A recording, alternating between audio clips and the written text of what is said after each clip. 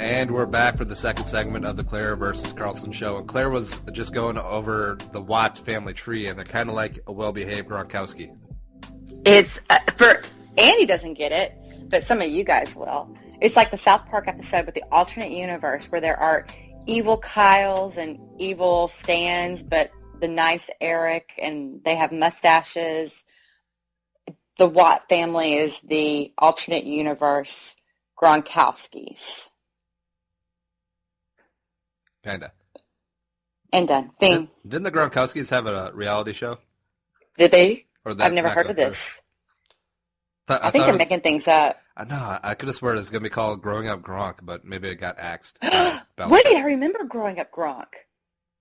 But I never saw it, but I remember hearing about it. Maybe Belichick was like, Rob, no. You did not do the show. No, more like, Rob, if you do this show, I'm going to axe you. I do a mean Belichick impression. I can tell. Oh, Tom is just on the questionable injury reports with the calf. And we're moving on to Cleveland. All right, speaking of the Watts, let's skip to the NFL MVP discussion. J.J. Watt is the NFL MVP. I don't care what anyone says. Aaron Rodgers is. Boom. He's fine. But the Texans, 9-7 this year with Fitztragic, Mallet, Savage, and Keenum at quarterback. Aaron Foster banged up at times. Andre Johnson not giving two hoots at times. And at times. J.J. Watt was the reason that they're 9-7. Without J.J. Watt, they would have been 4-12. Look, man, you laid out the stats for me, and I've seen them a lot of places. My friend who runs State of the Texans had a nice article on the amazing amount of records broken and created by one J.J. Watt this season. 20 and a half sacks. Only player in NFL history with 2 seasons of 20 more sacks. He had 80-yard pick six, 5 fumble recoveries, a 59-yard TD return, 3 receiving TDs on the offensive side of the ball. If you're going to give it to a quarterback every time, just make a quarterback award. Just make a Cy Young award. Right. Exactly. Make an award for quarterbacks. Because, yeah, I get it. Quarterbacks are on the field way more and touch the ball way more, have more influence because they are running an entire offensive scheme. They are always going to get preferential treatment. But if you're always going to give it to a quarterback, well, then make it a quarterback award because there are players on the field who are a DeMarco Murray or a J.J. Watt who can make it 2012. Well, there you go. Who could make the amount of difference for a team that a quarterback can do despite the fact that they're not running an entire system that scores points. There needs to be just an overall award. And I get it. He's not going to win because quarterback always wins in the NFL. The rules are skewed that way. The game is skewed that way so that the quarterback can be the most important person on the field, but there are other players. Now, do you think that using J.J. Watt on offense was a legit part of B.O.B.'s game plan, or do you think that was shtick to try and get some more votes, kind of like how Michigan used Charles Woodson on offense when he won the Heisman that year? No, I think it was legit. I mean, he scored. You stick J.J. Watt in there, and if he's not scoring touchdowns, if he's not making the play, then you have an argument. Well, that was all just for show. If he's getting you the points on the board, then it's a legit part of your game plan. I don't know. What do you think about those reports that some of the Texas offensive personnel were not happy with Watt being used in touchdown situations? That's bogus. My people who are in the locker room after games have talked to the players, and that's fabricated by the media. And as Andre Johnson famously said, if you got a problem with J.J. Watt, you are just jealous. And that's it. And I don't think that anyone has a problem with J.J. Watt on the Texans. For sure. I'm fabricated. I mean, I think it's fabricated. Actually, you know who the leak of that story was? Aaron Kromer. I don't know who Aaron Kromer is. The Bears offensive coordinator. Oh.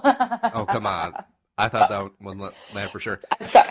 Well, it was one of those fly-by-night names. I wouldn't have known it unless he was in the news last week, and I've already forgotten it. All right. Speaking of J.J. Watt as tight end, I picked up a little nugget.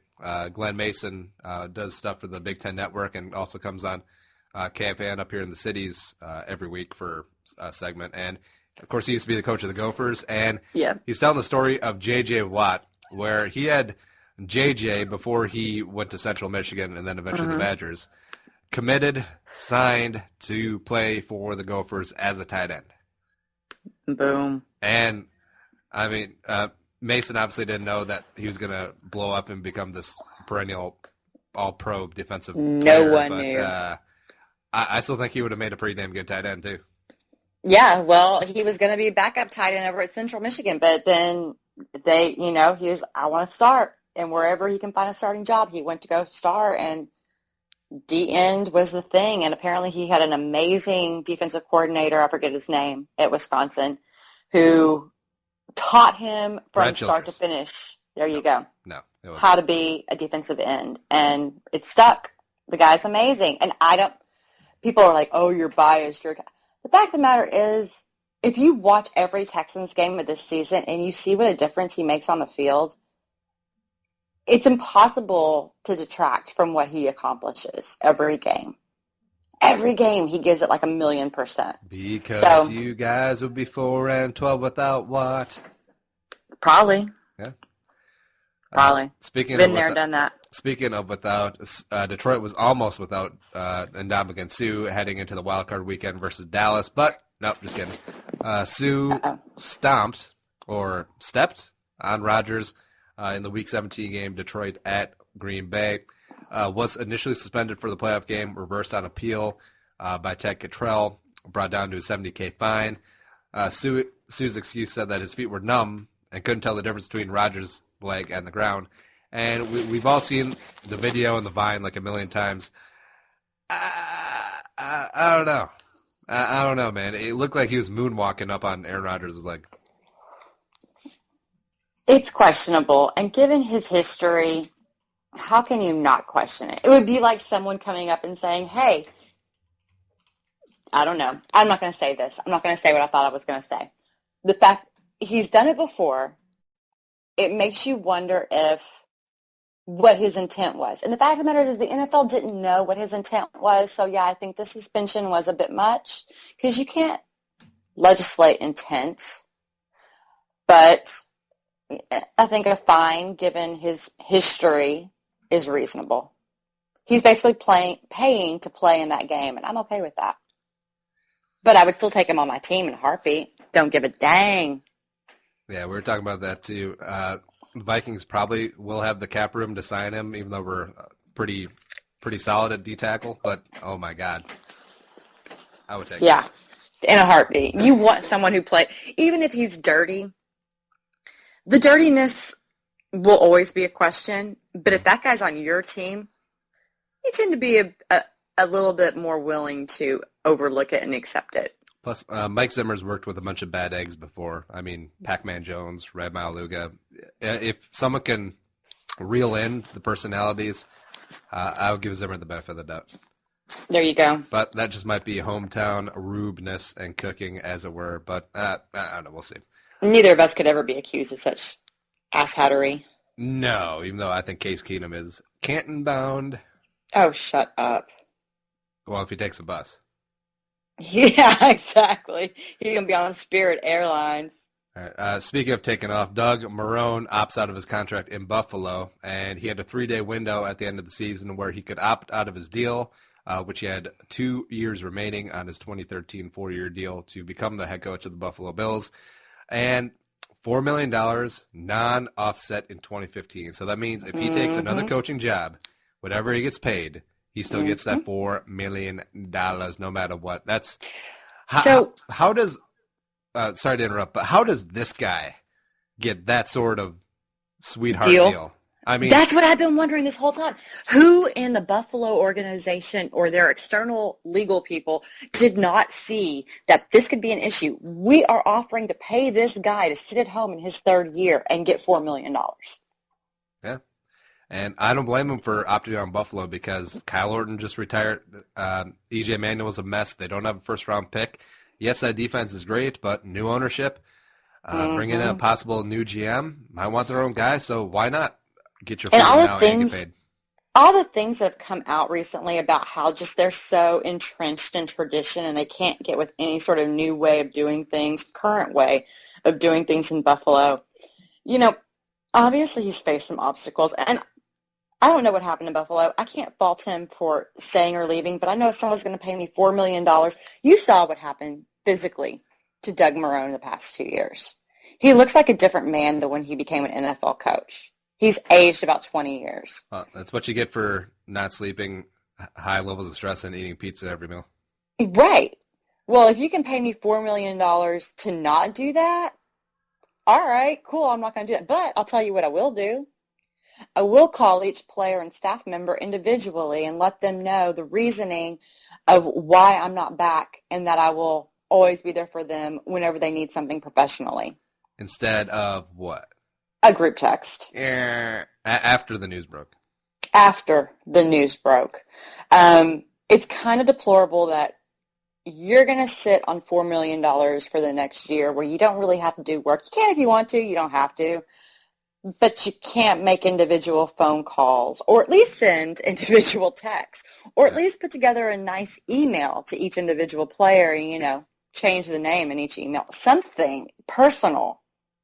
And see, what I want to know is it seems small in like the grand scheme of things, but if you're a GM, if you're hiring this guy to work with your team, doesn't that sit in the back of your mind like, this is how he thinks about the people that he's worked with? And if you're, I know when coaches move on to new jobs, oftentimes their former players at their old job will follow them because they know the system. I don't think any Buffalo Bills are following Doug Marrone to his new job. Yeah, no. I mean, and he's gonna have a lot to overcome with any team he goes to, just because even though it wasn't his contract, you basically quit on your team. So you're gonna have a lot to contend with anytime you interview with a new organization. And yeah, I mean, I think he did a decent job with the Bills, given what he's working with. But he's just going to have to make some explanations about what he did. Yeah, and if he moves on to the Jets job, because the name has been linked to New York, it's what does that really say? It's like, I'm upgrading my quarterback position because I'm taking on Geno Smith. Let's go.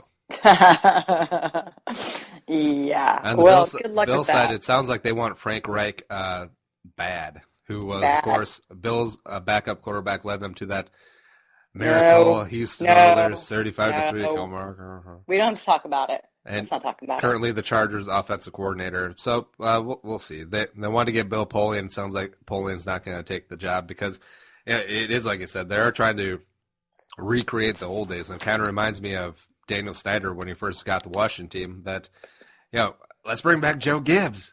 Right. It'll be just as good. Nope. Right. Exactly. I mean, you can't recreate what the past. The league has changed. The players have changed. The coaching has changed. The schemes have changed. Everything has changed. And you can try and stick with your old ways, but you're going to lose. And that's just the fact of the matter. You're not keeping up with what the Joneses are doing, so to speak. It's a new day. And besides, I always wondered why owners and GMs fret so much about paying coaches. Because if you think about it, a good NFL coach makes, what, $7 million a year? I think Shawn Payton gets like $8 million. That's like a little bit more than decent backup quarterback money. Well, quite a bit more. But I don't know why they fret about that so much. Why not pay the guy who's going to be the CEO, the leader of your organization, $10 million? I mean, why not? It doesn't count against the cap. Pay the best. Nope. Doesn't count against the cap at all. Yeah, that's why. Like, if I'm Buffalo, I'm not trying to recreate the old days. I mean, Frank Reich might be a great coach, but in his own right, eventually. But I would just throw all of that money at Gus Malzahn. I'm not gonna lie. There you go. Or an Urban Meyer. Something fresh, something up and coming. Yeah, exactly. So I don't know. Whatever you want to do, Buffalo, you're gonna fail. I'm sorry, my friends. Speaking of Urban Meyer, he's got some company. Harbaugh landing in Ann Arbor, baby. I called it. It's beautiful. On Purple for the Win, we have this thing called the Stone Cold Hot Take, where I ask the guests to put out an outlandish statement or outlandish prediction in the future. And mine, from September 3rd, Harbaugh in Ann Arbor. Baby. Yeah. Pat, back. You win. Good stuff. As the You know Niners, what? You win the whiteboard challenge because of